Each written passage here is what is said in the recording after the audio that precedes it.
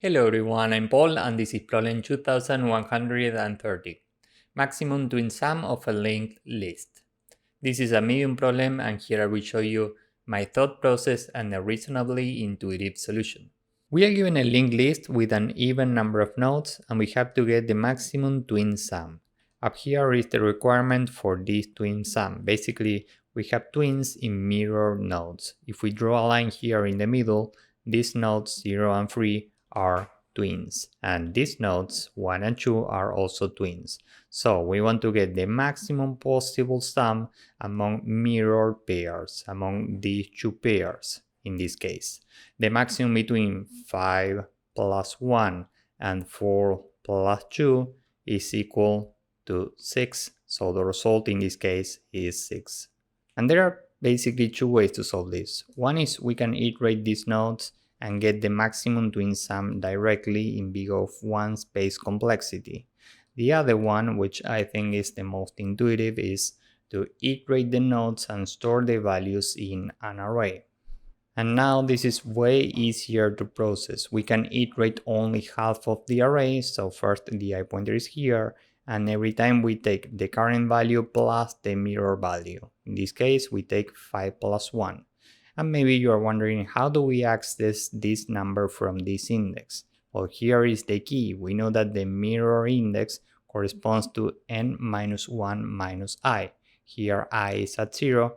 We have 4 elements, so we do 4 minus 1 minus 0, and this is equal to 3. Here we are at index 3. So we do 5 plus 1, and the maximum between what we already have in the result and 6 is 6. So now the result is 6. Next we are here at index 1. So we take n minus 1 minus I, so we do 4 minus 1 minus 1, and this is equal to 2. Meaning that the mirror is at index 2. Now with this we can do 4 plus 2 and this is equal to 6. The maximum between 6 and 6 is 6, so we keep 6 in the result and we move the I pointer. Now I is here, but we are iterating only half of the array, so we can end the loop and return 6. Time and space complexity for this approach is big O of n, where n is the amount of nodes in the original linked list. So with this in mind, let's go with the code. First, we need an array.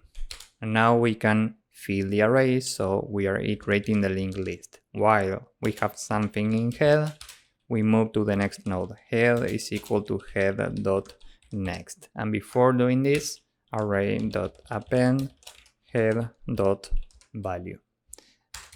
Now we have the array, so we can say that n is the length of the array. The result is initially 0, and for I in range, half of the array, n divided by 2.